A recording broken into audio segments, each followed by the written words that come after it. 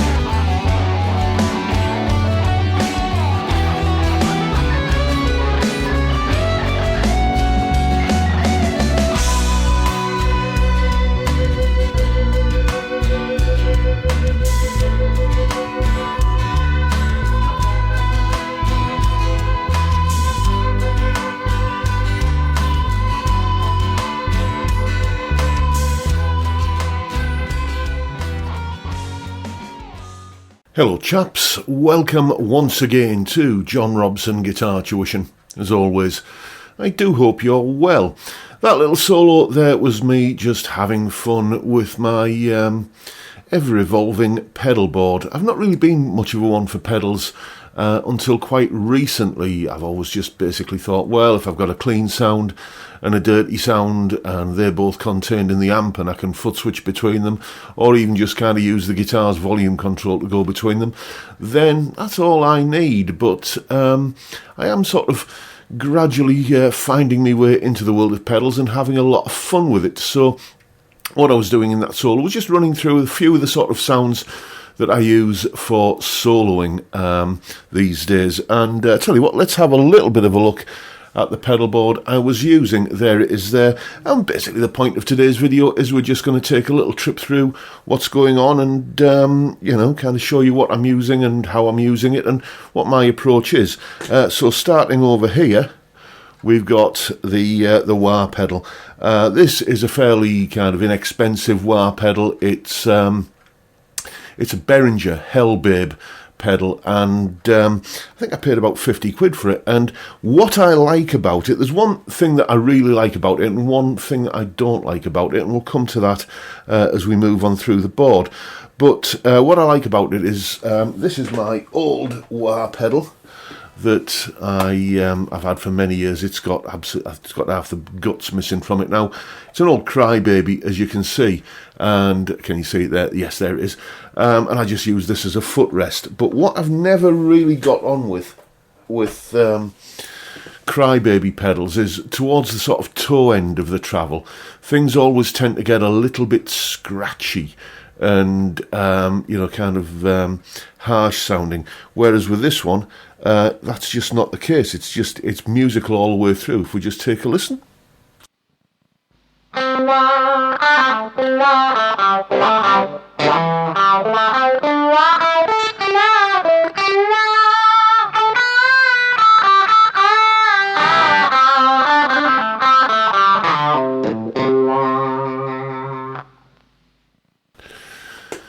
As I say, really kind of smooth operation. There is that little kind of transition that you can hear when it kicks in, but on balance I prefer that to having that sort of scratchy kind of top end that you get with so many wah pedals. And yeah, very, very, very happy with it. Next to that, you can see there is the Old Faithful Boss Compression Sustainer. What I use this for, and there's another pedal on the board that I use for a similar purpose, is just as the sonic equivalent of gravy granules. It just thickens things up, especially when I'm wanting to do like a clean lead part. So playing Blondie at the moment, and I'm on the bridge pickup and it's in single coil mode, and if I just play a little bit of sort of maybe country-esque lead, like without the pedal on, and then kick it on, you'll hear the difference that it makes.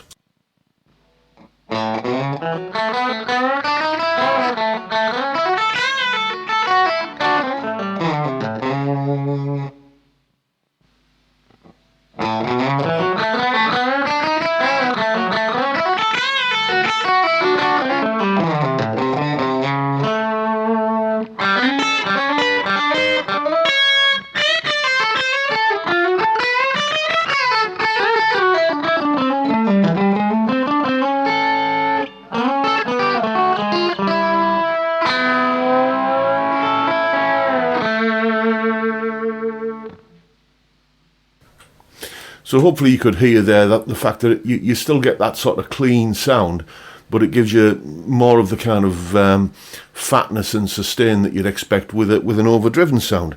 Speaking of overdriven sounds, we're going to skip this pedal for the moment and come to this one. This is the Joyo Batsin pedal. And basically I will add that this pedal board is going into the, let's have a look at it, the Blue Guitar Amp 1, my main source of guitar tones at the moment, and I tend most of the time to run that on the setting that you can see here, which is the vintage channel, which is a very plexy kind of sounding tone. I wasn't just then on that last example, I was on the clean channel, but for most of the time I'll run it on the plexi vintage channel, because that's the one I like. And on its own, that sounds like this.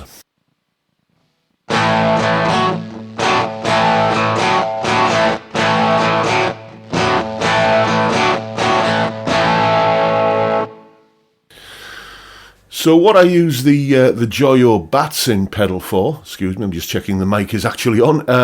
I get sometimes confused when I'm muting and unmuting the mic, but yes, it's on. What I use the Joyo Batsin pedal for is much like the compressor on the clean sound. I use it to just fatten things up. So I'll play a little bit more with the pedal off, and then you'll see me kick it on. Sorry, I didn't have the pedal board on screen there. So this is the pedal we're talking about here. We'll kick the pedal on, as I'm playing, and you'll hear hopefully the fact that it just kind of, it doesn't add much more gain. It's just a fattening kind of boost. It sounds like this.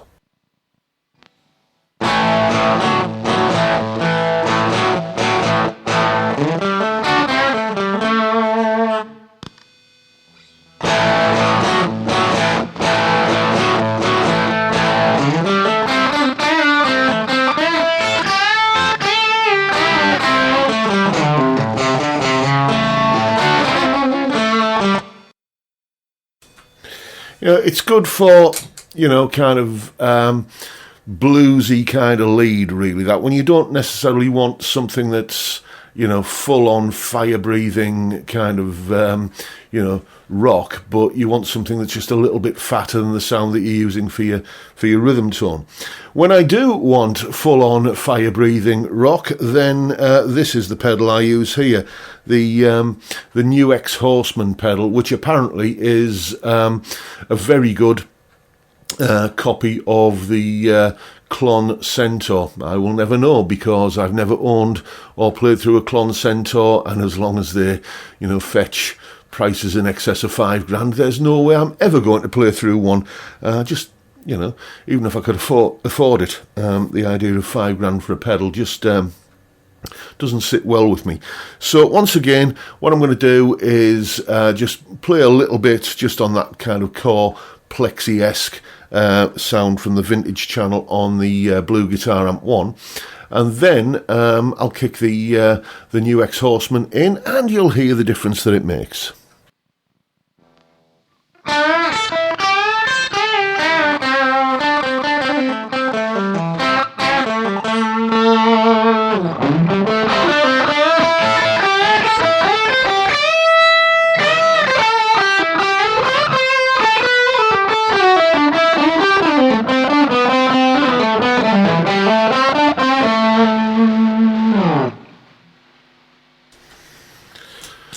So there it is. That is, probably my go-to lead guitar kind of rock, sort of high-ish gain soloing sound. I'm always a bit wary about saying high gain in relation to the stuff that I do.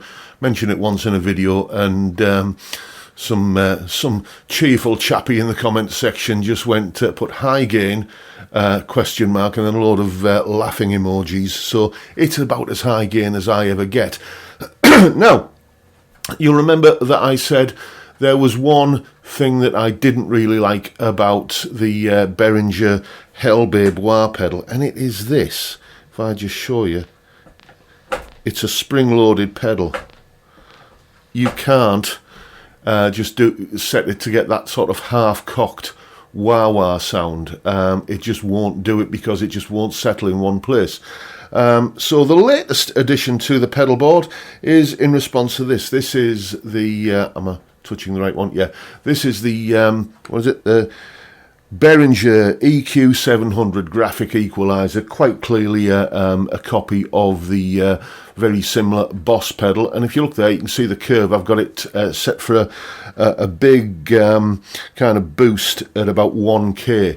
And that gives you that famous kind of half-cocked wah sound.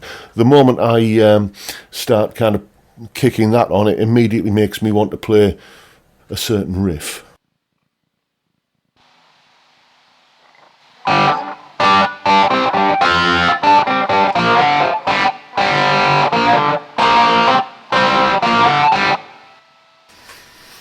And I won't play any more than that for copyright reasons, but you know what I mean. It's just got that sort of, that kind of honky mid-range, sort of slightly lo-fi kind of sound. And if you couple that with the new Ex-Horseman, it really does give you that kind of singing tone. And the sustain just goes on forever, as you heard in that at the end of that little solo at the top of the video. So let's sample a little bit of that now. Here we go.